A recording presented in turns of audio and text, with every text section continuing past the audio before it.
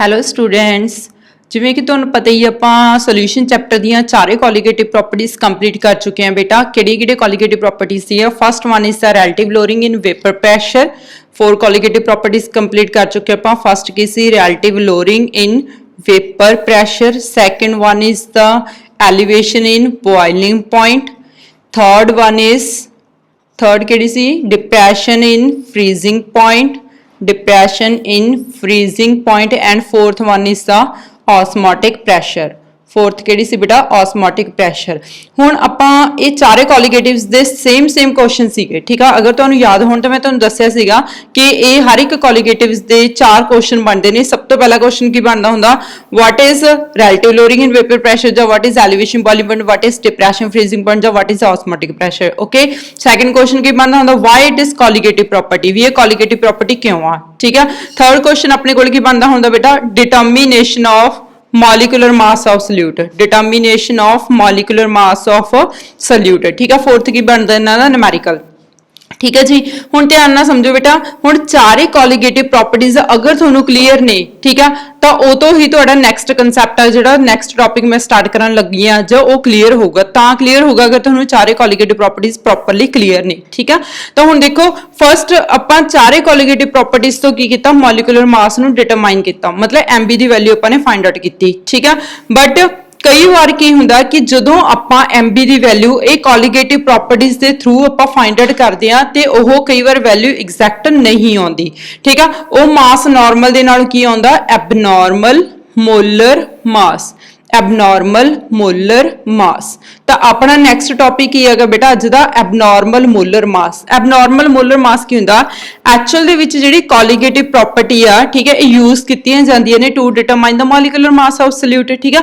But कई बार की हुंदा कि इन्हां दे नाल जिहड़ी वैल्यू आ वो एक्यूरेट नहीं आउंदी, एग्जैक्ट नहीं आउंदी हैगी, ठीक है।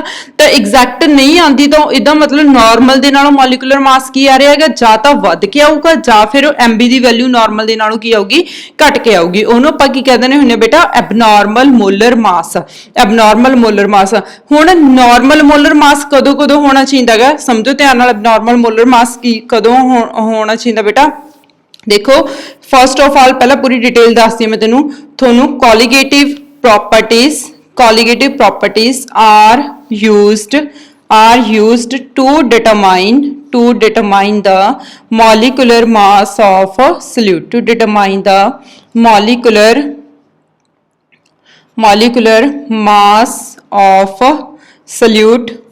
mass of solute, but sometimes, ध्यान नाल समझो बेटा ये line, but sometimes the accurate value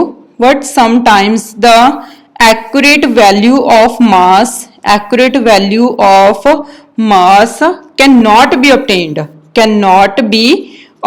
but कई बार की हुंदा गा कि इन्हां दे थ्रू आपां नूं एग्जैक्ट वैल्यू नहीं पता चलदी, ठीक है। Thus that value that is known as abnormal molar mass, ਉਹਨੂੰ ਆਪਾਂ ਕੀ ਕਹਿੰਦੇ ਨੇ ਹੁੰਨੇ ਆ? abnormal molar mass, ठीक है। क्लियर है? हुण ਇੱਥੇ ਆਪਣੇ ਕੋਲੇ ਜਿਵੇਂ ਸਪੋਜ਼ ਮੰਨ ਲਓ, ठीक है, ਮੇਰੇ ਕੋਲ ਕੀ ਆ? सोडियम क्लोराइड का सोल्यूशन आ, अपने सोडियम क्लोराइड डिसोल्व किया, ठीक है। तो सोडियम क्लोराइड का अपने को मॉलिक्यूलर मास कितना होगा बेटा? सोडियम का कितना होगा? 23, ਇਹਦਾ कितना आ जाऊगा? 35.5, ठीक है। तो एग्जैक्ट अपने को कितना आ जाऊगा? 58.5, ठीक है। तो सोडियम क्लोराइड का अपने को कितना मास आ गया? 58.5 ग्राम, ठीक है। हुण जे तां कोलीगेटिव प्रॉपर्टी दे थ्रू आपां सोडियम क्लोराइड का मास फाइंड आउट करिए, ठीक है, तां भी वो 58.5 आवे MB दी वैल्यू, ठीक है। ते एक्चुअल दे विच भी ਇਹਦਾ 58.5 आ, फिर तां आपां नूं कहांगे नॉर्मल। समझ रहे हो ना मेरी गल, ठीक है। फिर आपां नूं की कहांगे? Normal molar mass. बट जे एक्चुअल दे विच ਇਹਦਾ मास 58.5 ग्राम आ, बट जदों आपां कोलीगेटिव प्रॉपर्टी दे थ्रू फाइंड आउट करदे आ, फिर ਇਹਦਾ मास 58.5 ना आवे, जां ਉਹ ਤੋਂ ਵੱਧ ਕੇ ਆਵੇ ਜਾਂ ਫਿਰ ਉਹ ਤੋਂ ਘਟ ਕੇ ਆਵੇ, ਉਹਨੂੰ ਆਪਾਂ ਕੀ ਕਹਿੰਦੇ ਨੇ ਹੁੰਨੇ ਆ? ਐਬਨੋਰਮਲ ਮੋਲਰ ਮਾਸ। ਹੁਣ ਕਿਹੜੇ ਸੋਲੂਸ਼ਨਸ ਨੇ, ਠੀਕ ਹੈ, ਜਿਹੜਾ ਕਿਹੜੇ ਕੰਡੀਸ਼ਨਸ ਨੇਗੀਆਂ ਜਿਹਦੇ ਕਰਕੇ ਆਪਣੇ ਕੋਲੇ ਨਾਰਮਲ ਮੋਲਰ ਮਾਸ ਦੀ ਵੈਲਿਊ ਆਵੇ? ਤਾਂ ਕੰਡੀਸ਼ਨਸ ਕਿਹੜੀਆਂ ਹੋ ਸਕਦੀਆਂ ਨੇ ਬੇਟਾ? ਤਾਂ ਦੇਖੋ, for obtaining accurate value value of normal molar mass for normal molar mass the solution must satisfied the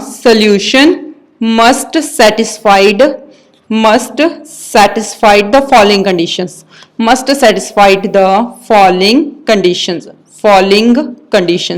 ਤਾਂ ਸੋਲੂਸ਼ਨ ਅਗਰ ਆਪਾਂ ਨੇ ਐਗਜ਼ੈਕਟ ਵੈਲਿਊ ਸੇਮ ਲੈ ਕੇ ਆਉਣੀ ਆ ਕੋਲੀਗੇਟਿਵ ਪ੍ਰੋਪਰਟੀ ਦੇ ਥਰੂ ਵੀ ਤੇ ਜਿਹੜਾ ਨਾਰਮਲ ਮੋਲਰ ਮਾਸ ਆ ਉਹ ਵੀ ਮਤਲਬ ਦੋਵਾਂ ਦੀ ਵੈਲਿਊ ਐਗਜ਼ੈਕਟ ਮੈਚ ਕਰੇ ਤਾਂ ਸੋਲੂਸ਼ਨ ਆਪਣੇ ਕੋਲੇ ਕਿਹੜੀਆਂ ਕੰਡੀਸ਼ਨਸ ਫੋਲੋ ਕਰਨੀਆਂ ਚਾਹੀਦੀਆਂ ਨੇ ਉਹ ਸੋਲੂਸ਼ਨ ਨੂੰ ਪਹਿਲੀ ਕੰਡੀਸ਼ਨ ਕੀ ਆ the solution should be dilute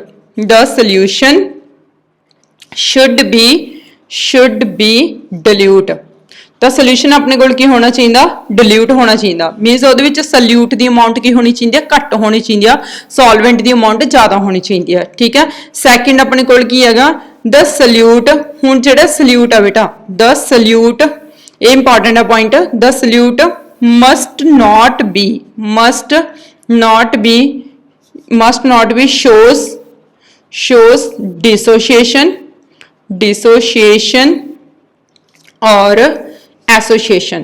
dissociation or association ਮਤਲਬ ਜਦੋਂ ਆਪਾਂ ਸੋਲਿਊਟ ਨੂੰ ਡਿਸੋਲਵ ਕਰਦੇ ਹਾਂ ਸੋਲਵੈਂਟ ਦੇ ਵਿੱਚ ਤਾਂ ਉਹ ਜਿਹੜਾ ਸੋਲਿਊਟ ਆ ਨਾ ਤਾਂ ਉਹ ਡਿਸੋਸ਼ੀਏਟ ਹੋਵੇ ਬ੍ਰੇਕ ਨਾ ਹੋਵੇ ਤੇ ਨਾ ਹੀ ਉਹ ਐਸੋਸ਼ੀਏਟ ਹੋਵੇ ਐਸੋਸ਼ੀਏਟ ਮਤਲਬ ਕੀ ਹੁੰਦਾ ਵੀ ਉਹ ਕੰਬਾਈਨ ਨਾ ਹੋਵੇ ਜੁੜੇ ਨਾ ਠੀਕ ਹੈ ਤਾਂ ਉਹ ਕੰਡੀਸ਼ਨਸ ਦੇ ਵਿੱਚ ਅਗਰ ਇਹ ਦੋ ਕੰਡੀਸ਼ਨਸ ਫੋਲੋ ਹੋ ਰਹੀਆਂ ਨੇ ਤਾਂ ਆਪਣੇ ਕੋਲੇ ਜਿਹੜੀ ਵੈਲਿਊ ਆਊਗੀ ਨਾਰਮਲ ਮੋਲਰ ਮਾਸ ਦੀ ਆਊਗੀ ਜੇ ਇਹਨਾਂ ਦੋਨਾਂ ਕੰਡੀਸ਼ਨਸ ਦੇ ਵਿੱਚੋਂ ਕੋਈ ਕੰਡੀਸ਼ਨ ਫੋਲੋ ਨਹੀਂ ਹੋ ਰਹੀ ਹੈਗੀ ਬੇਟਾ ਤਾਂ ਆਪਣੇ ਕੋਲੇ ਐਬਨੋਰਮਲ ਮੋਲਰ ਮਾਸ ਆਊਗਾ ਠੀਕ ਹੈ if these conditions are not followed अगर ये conditions नहीं follow हो रही हैं if these conditions are not followed then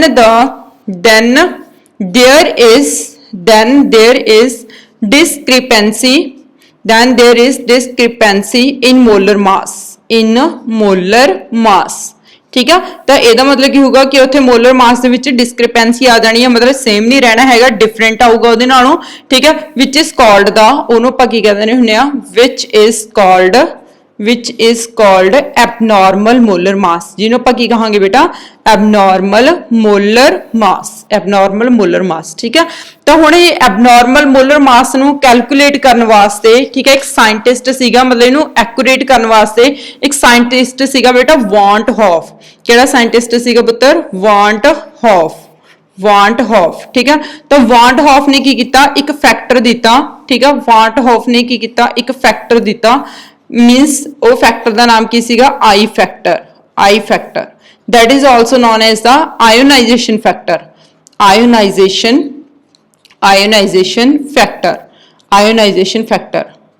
ਜਾਂ ਫਿਰ ਉਹਨੂੰ ਵਾਂਟ ਹੌਫ ਫੈਕਟਰ ਵੀ ਕਹਿ ਦਿੰਦੇ ਨੇ ਠੀਕ ਆ ਤਾਂ van't Hoff factor what is van't Hoff factor ਉਹਨੇ ਕੀ ਦਿੱਤਾ ਸੀਗਾ ਵਾਂਟ ਹੌਫ ਨੇ ਬੇਟਾ ਫੈਕਟਰ ਇੱਥੇ ਕਿ ਆਪਾਂ ਨਾਰਮਲ ਤੇ ਅਬਨੋਰਮਲ ਮੋਲਰ ਮਾਸ ਨੂੰ ਆਪਾਂ ਕਿੱਦਾਂ ਕੈਲਕੂਲੇਟ ਕਰ ਸਕਦੇ ਆ ਵਾਂਟ ਹੌਫ ਫੈਕਟਰ ਦੇ ਥਰੂ ਵਾਂਟ ਹੌਫ ਫੈਕਟਰ ਨੇ ਕਿਹੜਾ ਫੈਕਟਰ ਦਿੱਤਾ ਸੀਗਾ I ਫੈਕਟਰ I ਕਿਹਦੇ ਕੋਲ ਹੁੰਦਾ ਜਿੰਨਾ ਆਪਣੇ ਕੋਲੇ ਨਾਰਮਲ ਮੋਲਰ ਮਾਸ ਆ ਹੁਣ ਨਾਰਮਲ ਮੋਲਰ ਮਾਸ ਸਮਝਦੇ ਹੋ ਵੀ ਮੀਨਸ ਆਪਣੇ ਕੋਲੇ ਜੋ ਐਗਜ਼ੈਕਟ ਵੈਲਿਊ ਹੁੰਦੀ ਹੈ ਜਿਵੇਂ ਮੈਂ ਤੁਹਾਨੂੰ ਦੱਸਿਆ ਸੀ ਨਾ ਸੋਡੀਅਮ ਕਲੋਰਾਈਡ ਦਾ 58.5 ਐਗਜ਼ੈਕਟ ਮੋਲੀਕੂਲਰ ਮਾਸ ਆ ਠੀਕ ਆ ਡਿਵਾਈਡਡ ਬਾਈ ਕੀ ਹੁੰਦਾ ਰੇਸ਼ੋ ਕਿਹਦੀ ਹੁੰਦੀ ਆ ਅਬਜ਼ਰਵਡ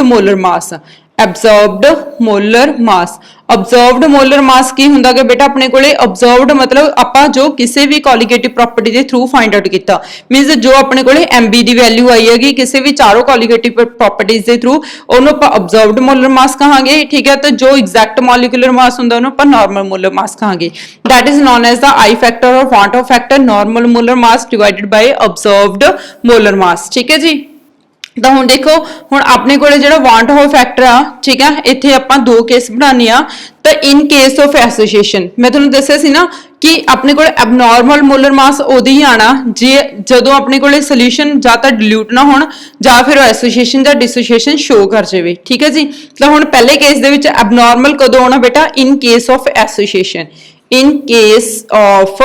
एसोसिएशन अगर सल्यूट अपने कोले एसोसिएशन शो करता ठीक है एसोसिएशन दा मतलब की हुंदा कंबाइन होना या फिर जुड़ना ठीक है मतलब दो मॉलिक्यूल्स आपस दे विच जुड़ जांदे ने उन्हें कहंदे ने एसोसिएट होना ठीक है जी तो एसोसिएशन दे विच की होगा इन case of association the molar mass ਜਿਹੜਾ molar mass ਹੋਣਾ the molar mass will be greater than ਕਿਹਦੇ ਨਾਲੋਂ ਜ਼ਿਆਦਾ ਹੁੰਦਾ theoretical value will be greater than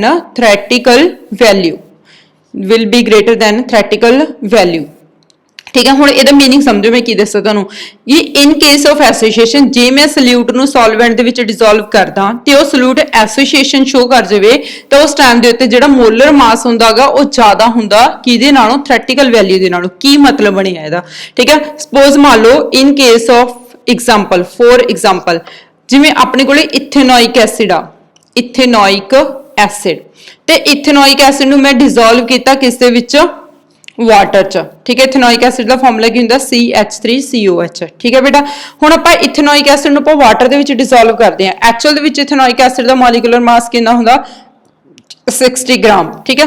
हुण अगर इथेनॉइक एसिड नूं मैं वाटर दे विच डिसोल्व करां तां इथेनॉइक एसिड किदां वाटर दे विच डिसोल्व होगा रे तो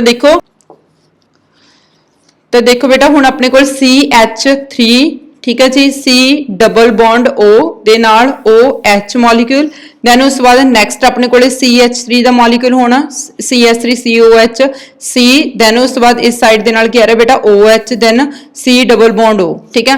तो एक CH3COH एक CH3COH जो आप कंबाइन करते हैं मतलब सल्यूट दे विच तो ये आपस दे विच की हो जांदे ने एसोसीएट हो जांदे ने एक दी ऑक्सीजन ते एक दी हाइड्रोजन आपस च बॉन्ड बन गया सेम इधर एक दी ऑक्सीजन ते एक दी हाइड्रोजन आपस च बॉन्ड बन गया बेटा मतलब की बन गया अपने कोले डाइमर बन गया ठीक है। तो किथे दा अपने कोले एक मॉलिक्यूल दा मास कितना सीगा 60 ठीक है। हुण ये दो मॉलिक्यूल्स कंबाइन होके एक मॉलिक्यूल बना लिया ने ठीक है। दो मॉलिक्यूल्स ने कंबाइन होके की बना लिया एक मॉलिक्यूल बट मास की हो जाऊगा बेटा इहदा डबल हो जाऊगा। तो एक्चुअल दे विच इहदा मास कितना शो होगा आपां नूं 120 ग्राम ठीक है। मास कितना शो होना 120 ग्राम। तो देखो नॉर्मल मोलर मास तो कितना सीगा अपने कोले समझो ध्यान नाल नॉर्मल मोलर मास कितना सी बेटा अपने कोल 60 ठीक है। ते ऑब्जर्व्ड मोलर मास जो तुसी कोलिगेटिव प्रॉपर्टी के थ्रू कैलकुलेट करोगे तो ऑब्जर्व्ड मोलर मास कितना आ जाना अपने कोले 120 ठीक है। तो अपने कोले आई फैक्टर की सीगा आयोनाइजेशन फैक्टर दे केस दे विच की हुंदा जेड़ा नॉर्मल मोलर मास है 60 आ ऑब्जर्व्ड मोलर मास की हो जाए वध के आंदा मतलब डबल आ जांदा अप्रोक्सीमेटली ठीक है। तो ओ केस दे विच जेड़ा आयोनाइजेशन फैक्टर आ ए की हुंदागा बेटा दिस इज लेस देन 1 ठीक है। लेस देन की होगा 1 होगा ठीक है। तो आयोनाइजेशन फैक्टर जो लेस देन 1 होवे तां उदों सल्यूट की शो कर जांदे ने एसोसीएशन शो कर जांदे ने। क्लीयर है इत्थे तक ठीक है। उस तो बाद नैक्सट अपने कोले सेम इहदी एग्जांपल तुसीं जिवें इत्थे आपां ने CH3COH लगा के दिता उदां ही सेम तुसीं C6H5C double bond OH benzoic acid इहनूं आपां की कहदे हुंदे आ बेंजोइक एसिड इहदी एग्जांपल भी इत्थे दे सकदे हो। CH3 दी जगह ते जस्ट C6H5 पाउणा इह भी किदां एग्जिस्ट करदा डाइमर दे विच ते इसदा भी मॉलिक्यूलर मास नॉर्मल दे नाल की हुंदा डबल आउंदा ठीक है। एक्चुअल दे विच इहदे कल्ले दा मॉलिक्यूलर मास 122 हुंदा बेटा जदों डाइमर बना लैंदा ते इहदा मॉलिक्यूलर मास 244 ग्राम हो जांदा ठीक है। तो ये हो गया अपने कोले एसोसीएशन दा केस ठीक है। उस तो बाद next in case of dissociation दे केस दे विच अपने कोल की होना डिसोसीएशन दे केस दे विच की होगा कि जदों अपने कोले मॉलिक्यूल्स की होण नॉर्मल दे नालों ठीक है डिसोशिएट हो जान ठीक है। डिसोशिएट तो समझ दो मतलब की हो जाना ब्रेक हो जान ठीक है। तो इस केस दे विच की होगा सपोज एग्जांपल मैंने KCl दा मेरे कोल की है सल्यूट आ ते आपां KCl दा वैसे एक्चुअल दे विच इत्थे मॉलिक्यूलर मास कितना होगा बेटा KCl दा नॉर्मल मॉलिक्यूलर मास कितना हुंदा 74.5 ठीक है। बट जो अपने इनू सोल्यूशन दे विच डिसोल्व किया तो किस तरह आयंस दे विच ब्रेक होगा K positive plus Cl negative ions ठीक है जी। तो इत्थे आपां अगर देखिए तो अप्रोक्सीमेटली 2 आयंस दे विच ब्रेक हो गया ठीक है। तो कोलिगेटिव प्रॉपर्टी किहदे डिपेंड करती है नंबर ऑफ सल्यूट पार्टिकल्स ते। तो इत्थे मेरे कोल मास कितना रह जाना 37.25 तो नॉर्मल दे नाल मोलर मास की हो गया बेटा डिक्रीज हो गया ठीक है। तो देखो ध्यान नाल मतलब इत्थे मेरे कोल की सीगा ए की है बेटा नॉर्मल मोलर मास बट जदों आपां सोल्यूशन बनाया तो उदों की होगी डिसोसीएशन होगी। डिसोसीएशन होने करके इहदा मॉलिक्यूलर मास नॉर्मल दे नाल की रह गया हाफ रह गया ठीक है। ये मतलब मेरे कोल की आ गया ऑब्जर्व्ड मोलर मास ठीक है। तो इट मीनस इत्थे अपने कोले की होया कि जिहड़ा आई फैक्टर दी वैल्यू सीगी वो फॉर्मूला की हुंदा उसदा normal molar mass divided by divided by की होगा observed molar mass, divided by observed molar mass, observed molar mass. तो हुण देखो नॉर्मल मोलर मास की वैल्यू कितनी है 74.5, बट जो ऑब्जर्व्ड तुसी कोलिगेटिव प्रॉपर्टी के थ्रू फाइंड आउट करोगे तो कितना रह जाएगा 37.25। तो नॉर्मल दे नाल जिहड़ी वैल्यू डिक्रीज होगी तो उस केस दे विच अपने कोले आई की होगा ग्रेटर दैन 1 होगा, I is greater than 1 in case of किहड़े केस दे विच डिसोसिएशन केस च। क्लियर है तक? ठीक है। अगर सोल्यूशन ना ही एसोसिएशन शो करे, if the solution neither shows association, ठीक है, अगर एसोसिएशन भी नहीं शो हो रही, ठीक है, तो ना ही कोई सोल्यूशन डिसोसिएशन शो करे, ठीक है, तो उस केस दे विच आई अपने कोले किहदे इक्वल हुंदा है बेटा, I is equal to 1। किहदे equal हुंदा? आई इक्वल टू 1 कदों? जदों अपने कोले ना तो सोल्यूशन एसोसिएशन शो करे ते ना ही सोल्यूशन डिसोसिएशन शो करे। ठीक है जी। तो बहुत इंपॉर्टेंट क्वेश्चन बनता हुंदा बेटा, ये 10 ईयर दा क्वेश्चन आ। Suppose in case of association, in case of association, in case of dissociation, ठीक है, what is the value of I? ठीक है, I दी वैल्यू की होंदी है? In case of association, I is less than 1. In case of dissociation, I is greater than 1. ठीक है, if there is neither association, ना ही उत्थे association हो रही है, ठीक है, ते ना ही उत्थे की हो रही है dissociation। अगर सल्यूट दे विच ना association हो रही है ना dissociation हो रही है, then I is equal to 1। तो I किहदे कोल आ जाऊगा? इक्वल टू दे 1 आ जाऊगा। ठीक है। फिर उस तो बाद नेक्स्ट तुहानू पता हुण तुसीं चारे कोलिगेटिव प्रॉपर्टीज दे विचों मॉलिक्यूलर मास ऑफ सल्यूट पढ़ के आए हो बेटा। ठीक है। तो एक चीज पता तुहानू, colligative property is inversely proportional हुंदी आ किससे बेटा? Molecular mass of solute, inversely proportional to molecular mass of solute. किसी भी सल्यूट दे मॉलिक्यूलर मास से की हुंदी आ? इनवर्सली प्रोपोर्शनल हुंदी है। ठीक है। तो उस केस दे विच वैसे आपां की लिखदे हुंदे हैगे, आई किहदे इक्वल हुंदा? बोलो, normal molar mass, yes, divided by observed molar mass, divided bye की हुंदा? ऑब्जर्व्ड मोलर मास। ठीक है। बट जे मैं यही फॉर्मूले नू इन केस ऑफ कोलिगेटिव प्रॉपर्टी च लिखा, ठीक है, तो मोलर मास का ऑपोजिट होगा। ठीक है, ऑपोजिट इनवर्सली प्रोपोर्शनल हुंदी आ, तो इत्थे अपने कोल ऊपर क्या आ जाऊगा? Observed colligative property divided by normal colligative property. जो कोलिगेटिव प्रॉपर्टी की वैल्यू होगी, ठीक है, वो मोलर मास की हुंदी है? इनवर्सली प्रोपोर्शनल हुंदी है। तां इत्थे अपने कोले फॉर्मूला है रिवर्स हो चुका।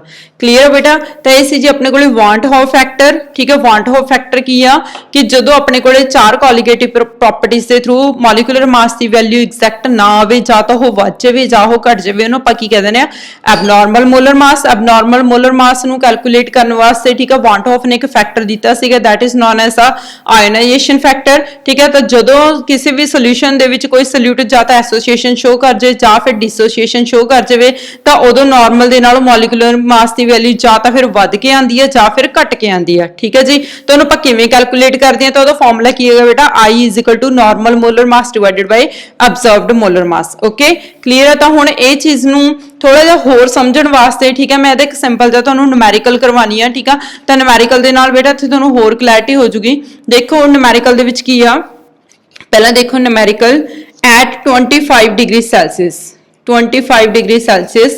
3 gram of solute A in 100 ml of aqueous solution of an aqueous solution give an osmotic pressure कितना? 2.5 atmosphere. What is the nature of solute? What is the nature of solute?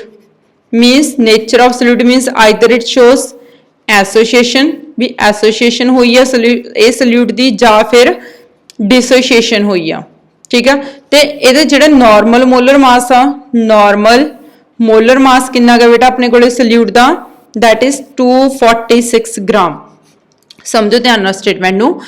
3 ग्राम कोई salute आ, ठीक है, ध्यान नाल देखो बेटा अपने कोल की हैगा कोई सोल्यूशन बनाया गया ठीक है किस तरह जिस दे विच 3 ग्राम की दी एडिशन करवाई गई सल्यूट दी बट सल्यूट नहीं दस्सिया गया तुहानूं किहड़ा हो ठीक है ते इस दे विच आपां ने किहड़े विच 100 ml एक्वा सोल्यूशन दे विच टोटल वॉल्यूम किन्ना है सोल्यूशन दा अपने कोले 100 ml एक है टोटल वॉल्यूम सोल्यूशन दा ते ऑस्मोटिक प्रेशर दी वैल्यू दित्ती हुई हैगी ऑस्मोटिक प्रेशर की हुंदा बेटा दसो पाई नाल डिनोट करदे हैं 2.5 एटमॉस्फेयर ठीक है तो पूछ रहे ने भी दसो जी अपने कोले सल्यूट दी एसोसिएशन होनी है कि डिसोसिएशन होनी है हुण ये किवें पता लगूगा आपां नूं भी एसोसिएशन हुई है कि डिसोसिएशन हुई है ठीक है देखो ध्यान नाल सुनो मैं तुहानूं दस्सिया सीगा कि जदों एसोसिएशन हुंदी है जां डिसोसिएशन हुंदी है तो उदों आई दी वैल्यू ठीक है जां तां आई दी वैल्यू की होगी लैस दैन 1 होनी है जां फिर आई दी वैल्यू की होनी है ग्रेटर दैन 1 होनी है ठीक है जे अपने कोले एसोसिएशन ते डिसोसिएशन नहीं हुई फिर आई दी वैल्यू इक्वल टू 1 होनी है हुण आपां चैक करना भी अपने कोले एसोसिएशन हुई है ते डिसोसिएशन हुई आ